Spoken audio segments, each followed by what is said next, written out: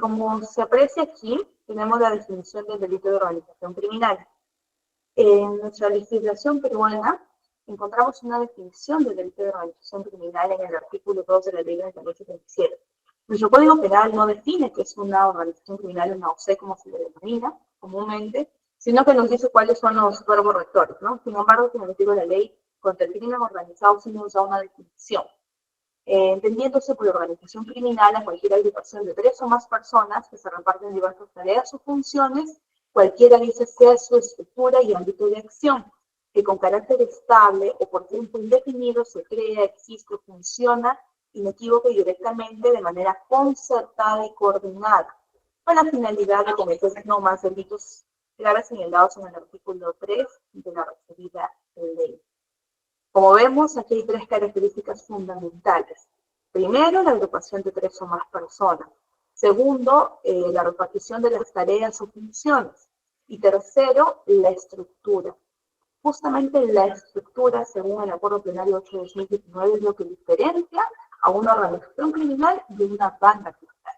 Asimismo, en la doctrina, también Silva Sánchez ha señalado que se debe entender por una organización criminal a un sistema penalmente antijurídico, un sistema social en que las relaciones entre los elementos del sistema se hayan funcionalmente organizados para obtener fines delictivos.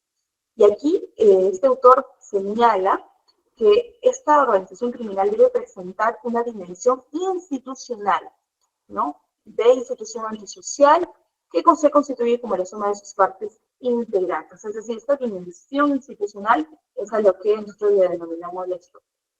Finalmente, en la jurisprudencia, en un recurso de nulidad del número 828/2007, se ha señalado que en el concepto de organización se requiere un programa de actuación con cierta permanencia y estructura jerárquica, que a su vez permite la distribución de tareas a realizar mediante reparto de papeles. Es así que vemos que también es importante tener claro cuál es la naturaleza jurídica de este delito. Pues teniendo claro cuál es la naturaleza jurídica, vamos a poder delimitar las conductas que sanciona el 317 y por qué es que consideramos que actualmente hay impunidad respecto a la responsabilidad penal del colaborador externo como tal. El delito de organización criminal es un delito de peligro abstracto, de carácter instantáneo, es un delito autónomo y es un delito de carácter permanente a la vez. Y esto está vinculado, doctores, a cada verbo rector del 317. ¿Por qué señalamos que es un delito de peligro abstracto? Recordemos que el delito de organización criminal es en este delito se ha adelantado la barrera punitiva, dado que el Estado no sanciona en sí, o sea, ni siquiera sanciona el delito de organización criminal si estuvieran a cometer los delitos fines, sino basta con la sola constitución para que ya se haya cometido el delito de organización criminal. Por eso se dice que es un delito de peligro abstracto, porque no es necesaria la puesta en peligro de bienes jurídicos en cuanto a los delitos fines para los cuales se puede constituir. También es un delito de carácter instantáneo. ¿Por qué? Porque vemos que los verbos rectores constituir y promover con la sola constitución, con la sola promoción de la organización criminal, el delito ya se consumió. ¿Y por qué es un delito autónomo? Porque definitivamente, como hemos señalado inicialmente, para su configuración no se requiere que se haya realizado alguno de los delitos fines para los cuales han sido constituidos. Por ejemplo, si es que yo me reúno con 2 personas más, ya seríamos 3, y decidimos, ¿no? Trazamos toda la actividad para dedicarnos a cometer, qué sé yo, el delito de sicariato, el delito contra la administración pública, ¿no? El delito de tráfico de ilícito de drogas. Entonces, basta con la sola constitución de esta organización para que el tipo penal se haya cometido un delito autónomo independiente de los delitos fines para los cuales se ha constituido. Finalmente, también es un delito de carácter permanente. ¿Por qué? Y aquí sí quisiera que podamos prestar un poco de atención, porque en cuanto a la integración, que es el verbo rector que más se ha cuestionado hasta la fecha, cuando de imputar se trata, se cuestiona, ¿no? ¿Cuándo hablamos realmente de un integrante? ¿Será que yo me sumé a las filas de la organización y no realicé ningún acto podría entenderse como tal, entonces ya debo ser sancionado como integrante, o si realicé un acto de colaboración, soy considerado integrante de una organización criminal. Pues bien, teniendo claro este punto respecto a la naturaleza jurídica del delito de organización criminal, debemos tener claro que solo se va a consumar cuando se verifique que haya también una permanencia en la organización criminal, con actos de formar parte de un ser, cuyos efectos obviamente van a perdurar mientras el agente siga siendo miembro de la misma. El Acuerdo Plenario 1/2017 ya ha establecido cuáles son los elementos de la estructura de la organización criminal. Sin esos elementos nosotros no podríamos hablar de una OC. Son 5 los que ha sostenido, que ha señalado como lo son el elemento personal, temporal, ideológico, funcional y estructural. Cuando hablamos del elemento personal, está referido a que la organización esté integrada por 3 o más personas. Esto es lo que diferencia definitivamente a la organización criminal de una banda criminal, ¿no? Donde pueden ser 2 más. Respecto al elemento temporal, el carácter estable o permanente de la misma, ¿no? Definitivamente yo no voy a constituir una organización criminal para que cometamos un hecho y se termine, no. Sino que cada OC tiene un carácter permanente en el tiempo. También el elemento teleológico, es decir, el desarrollo futuro de un programa criminal. ¿Para qué estoy constituyendo yo esta organización criminal? ¿Cuáles son los fines que vamos a tener? ¿Qué delitos vamos a cometer? Ese es el elemento teleológico que también se debe verificar en toda OC. El elemento funcional, que es la designación por reparto de roles de los integrantes de la organización criminal. Es decir, tú vas a tener, qué sé yo soy el líder, tú vas a ser, se le denomina el salvaguardamiento, el encargado de transportar, qué sé yo, a los sicarios, tú vas a ser el encargado de realizar las llamadas explosivas, si es dedicado al descubrimiento de drogas, de pronto tú vas a ser el encargado de ser el gobierno, de transportar la droga, de pronto, si es una organización criminal dedicada a cometer delitos contra la administración pública, de pronto yo voy a tener roles en la empresa que va a participar en las licitaciones, ¿no? Diferentes roles que pueden ser distribuidos por el líder de la organización criminal. Ahora, respecto al elemento estructural, este elemento realmente es el que diferencia a toda organización criminal, y lo resalto porque muchas veces se confunde a la banda criminal contra la organización criminal. Entonces, la manera de diferenciarlo es a través de la estructura.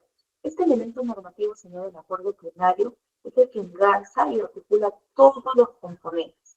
No todas las organizaciones criminales tienen una estructura rígida, no jerárquica, sino que algunos son redes, están unidos por puntos rurales, de pronto hay la doctrina se ha dado también a desarrollado tipos de organizaciones criminales como las de estándar, las redes criminales, no que son las más comunes que encontramos en el tercer judicial. Ahora, aquí entramos en las conductas típicas. Es importante definir cada conducta típica para poder entrar a lo que queremos poner en debate en esta ponencia, ¿no? Primero, ¿por qué es que sostenemos que los actos de colaboración no son sancionados actualmente bajo los alcances del 317 del Código Penal? Como les decía, el 317 sanciona estas 4 conductas. Promover. ¿Qué debemos entender por promover? No es materializar cualquier conducta tendiente a difundir, consolidar y expandir una organización criminal. Es decir, aquel que funge de promotor procura alianzas delictivas para que los alcances de una organización criminal puedan expandirse a nuevas áreas geográficas y de influencia, ¿no? Por ejemplo, yo busco determinadas alianzas con otra red. Si soy una red criminal, busco alianzas con otra red criminal que sé que tiene afines, que tiene fines parecidos a los míos o que puede contribuir a los fines de la organización criminal a la que yo pertenezco. Ahora, organizar es distribuir y ordenar recursos materiales, funciones, personas y cosas, preparando no solo el desarrollo de la organización criminal, sino también los detalles de los fines para los cuales ha sido creada. Constituir. Acá los actos de constitución es un poco más fácil de entender porque esto se materializa en la etapa de creación de la organización criminal. donde se sanciona a la gente que ha ideado, ha forjado, iniciado o gestado las bases de la organización criminal. Ahora, aquí es donde vamos a prestar atención, ¿no? En la integración. Se sanciona la sola pertenencia de un individuo a una organización criminal que se somete a los propósitos de la organización, comprometiéndose a realizar las tareas asignadas, sin que sea necesario acreditar su participación en un hecho punible. Aquí hay algo que quisiera resaltar. El integrante es aquel que se somete a los propósitos de la organización, a los fines de la organización, cosa que no se verifica, por ejemplo, en un colaborador. Ahora, para poder ver ello, tenemos que analizar también la intervención delictiva en el delito de organización criminal. ¿Cuáles son los grados de intervención? En nuestro país, el legislador peruano ha optado por un criterio diferenciador entre autor y partícipe, ¿correcto?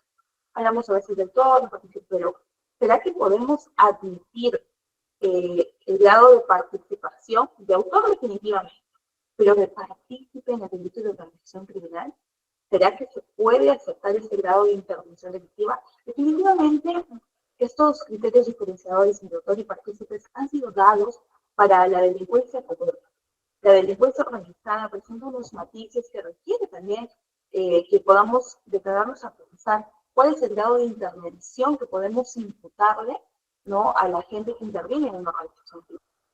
En ese sentido, podemos decir que en la ejecución del delito de organización criminal puede advertirse la intervención de varias personas, ¿no?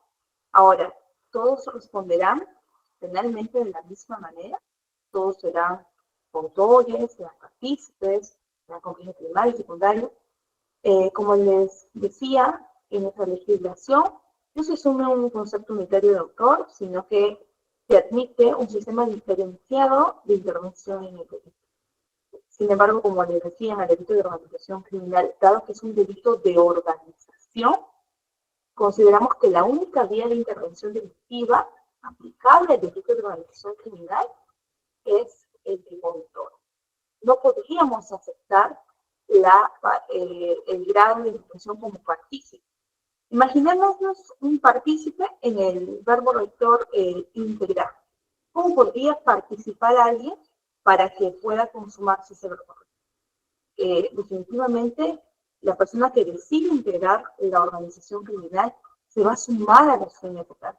Si yo, por ejemplo, con lo que citaba al inicio, si un juez o fiscal brinda información, o quizá algún policía brinda información sobre las investigaciones que están siendo llevadas a cabo en contra de los integrantes de la organización criminal, entonces probablemente esta persona tenga que responder como un colaborador externo, pero no como un integrante, porque no está bajo los fines de la organización criminal.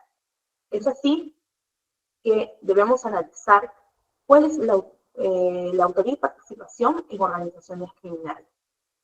Los conceptos actualmente que se han pretendido adaptar son propios de una autoría y participación en base formalmente individual, ¿no? Pero la realidad de las estructuras criminales son distintas, porque estas existen y se organizan como tales bajo la base de un colectivo sistema de individuos. Tal es así que ya ha habido pronunciamientos, ¿no?, respecto al delito de asociación ilícita, que ahora es el delito de organización criminal, en el que se ha señalado que para que el sujeto activo pertenezca a una organización criminal, debe estar integrado a ella y ser un miembro activo, ¿no? No debe tener el estatus de mero colaborador extraño de la organización, o sea, aquel que realiza una actividad externa a los fines de la OCE, ¿no? En ese sentido, nosotros podemos señalar que el artículo 317 del Código Penal no sanciona al colaborador externo de una organización criminal. ¿Por qué? Vamos a ver a continuación cuál es la diferencia entre un integrante y un colaborador externo, que es un problema bastante recurrente que, como les decía, se presenta en la práctica fiscal y judicial. El integrante sigue el plan criminal común. Si la organización criminal está dedicada a cometer delitos contra la administración pública, pues el integrante se va a sumar a él. Por ejemplo, si es una OCE dedicada a cometer el delito de extorsión, ¿no?, entonces el integrante va a seguir el plan criminal. De pronto yo soy el que realizo las llamadas extorsivas, yo soy quien hago el marcaje, el reglaje, ¿no? Para poder identificar a qué hora sale el agraviado de su casa, su familia, identificar dónde vive, cuál es la ruta diaria, ¿no? Entonces, ese es seguir el plan criminal. También la intervención que tiene es permanente, tiene una posición estable, tiene asignado un rol. Sin embargo, el colaborador externo no sigue ningún plan criminal. No es que yo entro en una organización criminal y me dicen, mira, tú, esta va a ser tu función. No se adhiere a los fines de la organización, sino que su intervención de pronto es episódica, lleva a cabo actos ocasionales no extendidos en el tiempo. Otro ejemplo podría ser el receptador, ¿no? De pronto nosotros somos una organización criminal dedicada al delito de robo agravado. Los bienes que de pronto hemos sustraído son vendidos a una tercera persona que no sabe a lo que nos dedicamos, pero nos compran aquella oportunidad. ¿Será acaso esa persona integrante de la organización criminal o simplemente cometió el delito de receptación? ¿Qué pasa si yo le proveí de armas de fuego en alguna oportunidad a la organización criminal? ¿Será que soy parte de la organización criminal o soy un agente externo? La doctrina, el doctor Marcel Paucar-Chapa, en su libro El delito de organización criminal, señala que a esa persona le podríamos denominar un agente periférico no integrante. Periférico porque está alrededor de la organización criminal, pero no es un integrante como tal. ¿Por qué? Porque no desempeña un rol, porque desconoce los aportes individuales de los intervinientes. En alguna oportunidad tuvimos un caso en el que fue el policía, ¿no?, quien le proporcionó información a uno de los integrantes de la organización criminal y le dijo, oye, mira, lo están investigando por crimen organizado. Probablemente en máximo un mes quizá haya un operativo de esto. Pregunta, esta conducta desplegada por este policía podría calzar como parte de un rol y ser integrante de la organización criminal? Nosotros consideramos en nuestra posición, ¿no?, del Ministerio Público como defensores de la legalidad, que al momento de imputar nosotros debemos delimitar bien la conducta que se ha desplegado. Si es que esta persona no es un integrante, entonces lo que podríamos imputarle sería como colaborador externo, pero lamentablemente este verbo rector no está en el 317. Por eso es que no es que en esta ponencia yo les estoy diciendo no debemos sancionarlo, no, por el contrario. Quisiera poner sobre el debate que a la fecha no se está sancionando ese tipo de conductas. Por lo tanto, cuando llegamos a juicio, es difícil condenarlos. Por eso es que se propone que se pueda crear un tipo penal autónomo que sancione los actos de colaboración como tal. Porque no podríamos incluirlos como integrantes, pero sí como colaboradores externos. Para ello, no es que esta idea ha salido solamente de una manera teórica, sino que en los casos, se han analizado los casos de la Fiscalía Especializada contra el Crimen Organizado de Chiclayo, ¿no?, donde se han estudiado las investigaciones en las que se encuentran comprendidas colaboradores externos de la organización criminal, aquellos que han desplegado conductas favorecedoras de la organización criminal, pero que no pueden ser consideradas como integrantes, como promotores, como una actitud, como una conducta de constitución, ¿no?, de comisión. Entonces, hemos visto, hemos analizado, ¿no?, hasta el año 2021 esas conductas, las que hemos verificado que no se han podido sancionar. ¿Por qué? Porque en este número de investigaciones donde se han advertido colaboradores externos a la organización criminal, no ha habido ninguna sola sentencia obtenida contra los investigados. De pronto, durante toda la investigación preparatoria, se les procesó como integrantes y se les dijo, bueno, él desplegó una conducta colaboradora de la organización criminal y tiene calidad de integrante. Sin embargo, cuando se llega al juicio, nos damos cuenta que en realidad no se le puede atribuir esta conducta, sino que son colaboradores externos. Por lo tanto, su conducta podría definitivamente resultar impune. Por ello, es que para poder analizar eso, también hay que fijar ciertos límites, porque hay conductas neutrales que tampoco podrían ser consideradas como delictivas, que son a veces conductas favorecedoras de la organización criminal. Ahora, podemos verificar también, por ejemplo, en el caso de aquellos individuos que suministran de manera ocasional bienes o servicios a los integrantes de la organización criminal, ¿será que ellos pueden ser considerados como integrantes? ¿Qué parámetros debiéramos seguir para poder diferenciarlo? Como vimos en el cuadro anterior, el integrante siempre va a estar ligado a los fines de la organización. Siempre va a tener un rol específico. Entonces, el colaborador externo va a tener una participación un tanto ocasional. Va a suministrar, qué sé yo, de bienes o servicios a la OC, va a tener a veces, de pronto, el conductor que los trasladó solamente una vez. Yo no digo que estas conductas no deben ser sancionadas, por el contrario, que el 317 actualmente solo sanciona la constitución, promoción, integración, hace que podríamos estar ante un supuesto de impunidad. Y eso lo hemos verificado, como le digo, no es un estudio teórico, sino que aterrizando en las investigaciones a cargo de la Fiscalía del Crimen Organizado de Chile, que ha sido una muestra que se ha tomado para ello, se ha determinado que en realidad no se sanciona esta conducta, no se puede sancionar, porque estaríamos yendo contra el principio de legalidad. Por eso es que nosotros consideramos que se debe sancionar penalmente a los colaboradores externos de la organización criminal a fin de poder contribuir a una correcta administración de justicia, por cuanto existen conductas que son favorecedoras de la organización criminal que no pueden ser consideradas de constitución, promoción, organización o pertenencia a la organización, sino que son conductas desplegadas por individuos que no coinciden ni participan en los fines de la organización, ni tienen una integración estable o permanente en la misma, pero que sí realizan actos de colaboración en favor de la organización.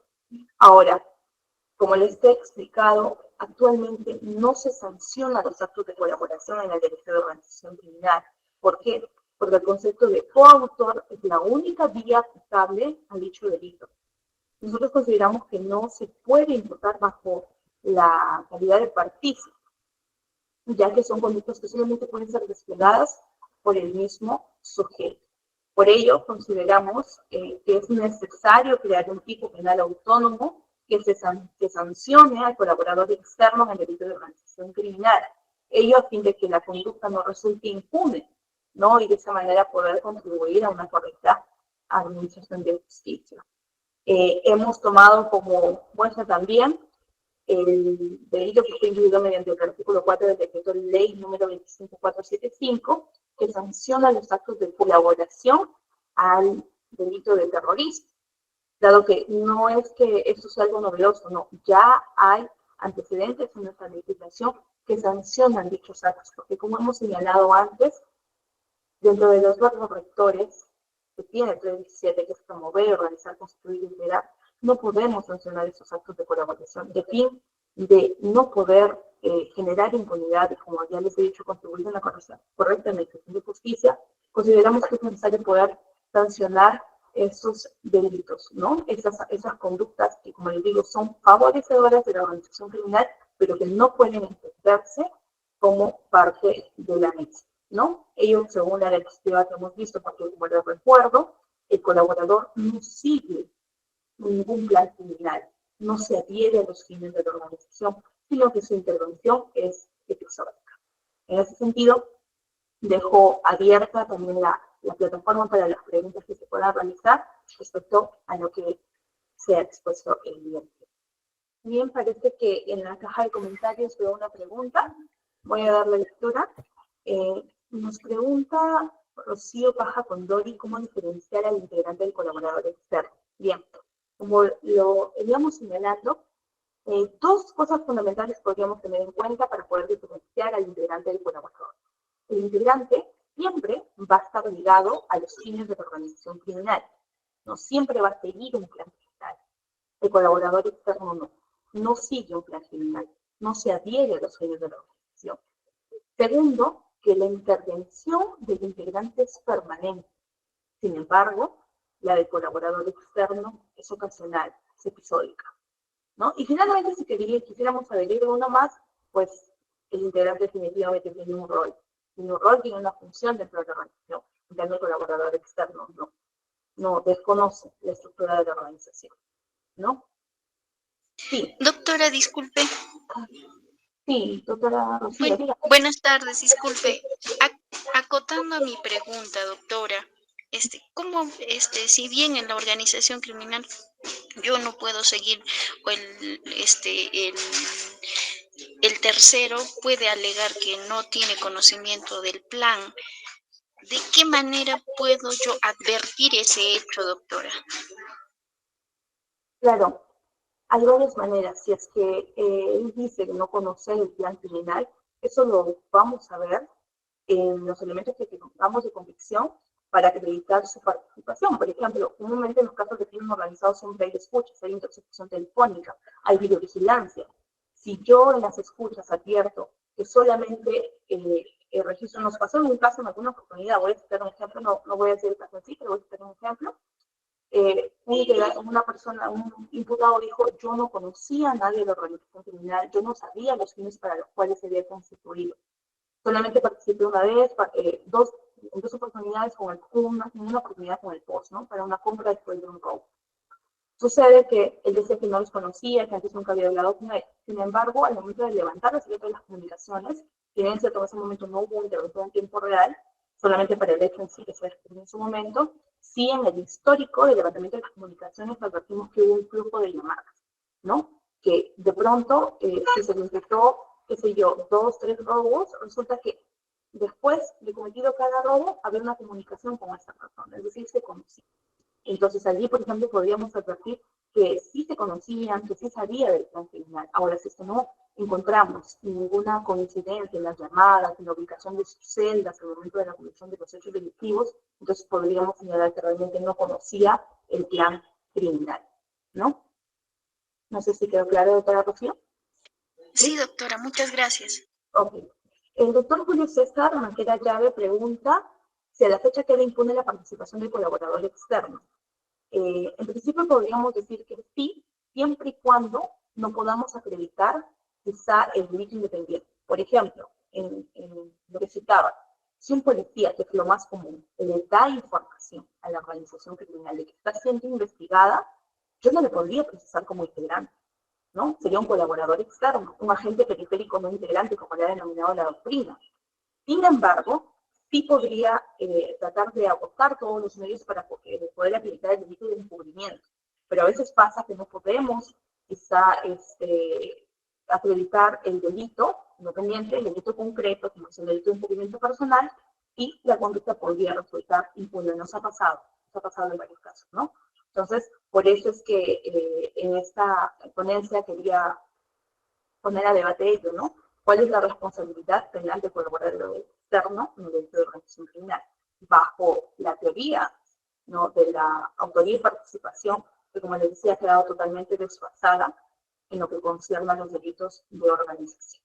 El doctor Juan Christopher Mendoza pregunta, en la actualidad, ¿qué factores considera usted que dificultan la aplicación de la colaboración eficaz?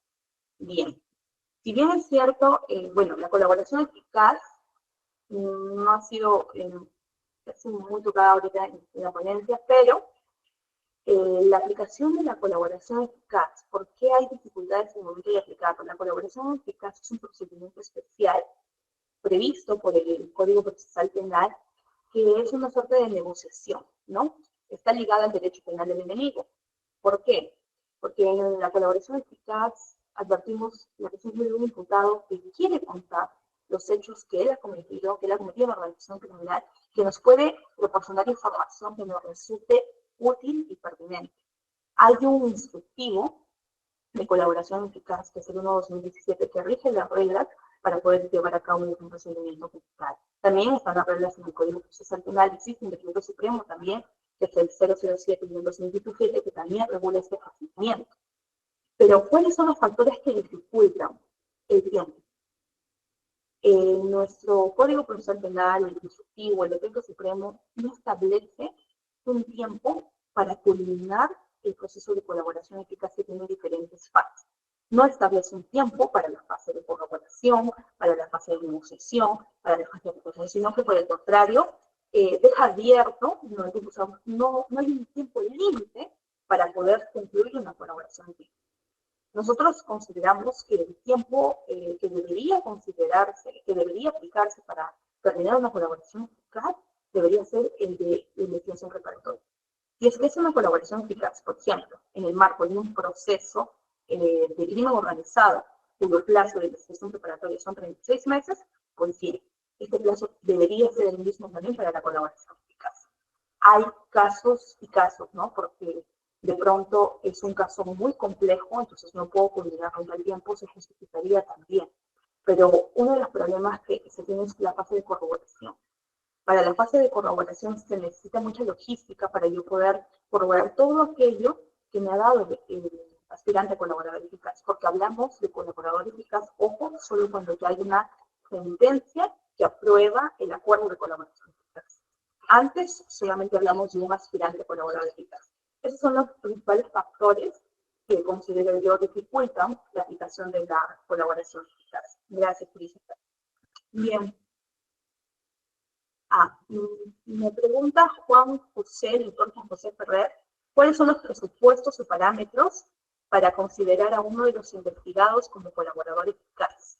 ¿No? Y la diferencia entre colaborador eficaz y testigo con código de reserva. Muy bien. Aquí vamos a diferenciar primero qué es un colaborador eficaz y qué es un testigo con código de reserva.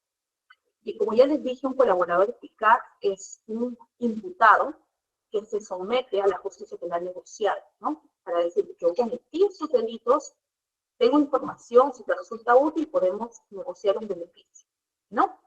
Sin embargo, el testigo con código de reserva no es un investigado, no es un imputado, no es un procesado, sino que es alguien que ha sido, de pronto tiene información sobre un determinado hecho y le da información al Ministerio Público, pero por temor a que puedan tomar represalias contra ellos los investigados en una carpeta, que sé yo, de crimen organizado, que es lo más común, tiene miedo, ¿no? Y pide que su reserva sea, que su identidad pueda reservarse de manera que se le da un código, ¿no? Un código de reserva. Se le puede dar un código, el Ministerio Público le da un código de reserva para que pueda protegerse su identidad. Es más, este código puede darse hasta el juicio oral, porque a veces los testigos, cuando van a llegar a juicio, ya no quieren ir, ¿no? Y nos dicen, pero si es que voy y de pronto me amenazan, ¿no? Entonces ahí hablamos de los testigos protegidos, son muy diferentes.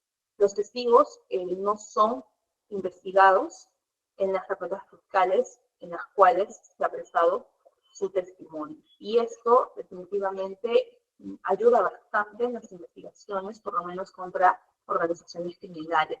Darles esta medida de protección, porque ojo, esto es el testigo con código de reserva. Este código que se le otorga es una medida de protección a favor del testigo, que tiene que estar fundamentada. No es que viene cualquier testigo y el fiscal le dice, ¿sabes qué? Te voy a dar el código 1-2024. No, se tiene que fundamentar cuál es la especial situación que pone en riesgo, esa su vida, su integridad, por la cual se le está otorgando este código. Ahora, si queremos hablar de colaborador eficaz como tal, debemos señalar algo fundamental. Y es que yo quiero someter a alguien al proceso de colaboración eficaz, debo empezar por recordar lo que dice el 4.2 del Código Procesal Penal. El artículo 472 ha establecido los requisitos que yo debo tener en cuenta para aceptar la solicitud, porque aquí inicia el proceso de colaboración eficaz, con una solicitud para que pueda someterse. Primero, es que esta persona haya abandonado las actividades ilícitas por las cuales estaba siendo procesado. Este colaborador eficaz puede ser una persona natural o jurídica, lo dice el 472 del Código Procesal Penal, puede ser también un sentenciado, ¿no? Y que quiera darnos información que va a resultar útil y eficaz. Y sobre todo que sea oportuno. Porque si el colaborador eficaz me va a venir a contar sobre hechos que ocurrieron en el año 2000, en el año, qué sé yo, 2005, cuando de pronto los delitos que él tiene información para dar ya prescribieron, no sería, de pronto sería información relevante, sí, pero no me resulta útil, no me resulta eficaz en este momento para poder perseguir el delito. Y uno de los requisitos fundamentales es que este solicitante, este aspirante pueda aceptar o no pueda contradecir la totalidad de los hechos por los cuales se le investigan. Es necesario que este pueda aceptar los hechos por los cuales está siendo investigado. Ahora, yo definitivamente, el colaborador eficaz es un delincuente. Es alguien que ha delinquido y que ha abandonado su quehacer ilícito y ahora dice, tengo información para dar. La información, como les digo, debe reunir tres parámetros: que sea oportuna, que sea eficaz, que pueda ser útil. No puede concebirse un proceso de colaboración eficaz en el que el colaborador diga, yo me someto el día de hoy a la colaboración y declaro hoy, y después de un año digo, oh, me acordé de otro hecho, te lo digo ahora. No, la información tiene que ser oportuna. Por eso es que también esos son los parámetros a seguir cuando se recibe la información de un colaborador eficaz. Quisiera por último dejar claro que la ponencia del día de hoy está ligada al colaborador externo. Es un agente periférico, no integrante, es un tercero, como podríamos llamar, que quizá colaboró con la organización, pero que no es un integrante como tal.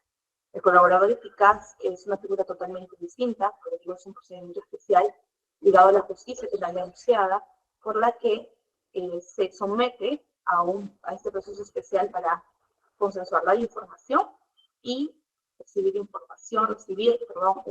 beneficio a cambio de la misma, ¿no? Espero que haya quedado todo claro. Veo que ya no hay más preguntas, así que les agradezco por su participación. Muy bien, doctora. También agradecemos a usted por la colaboración a EFAJA Lima.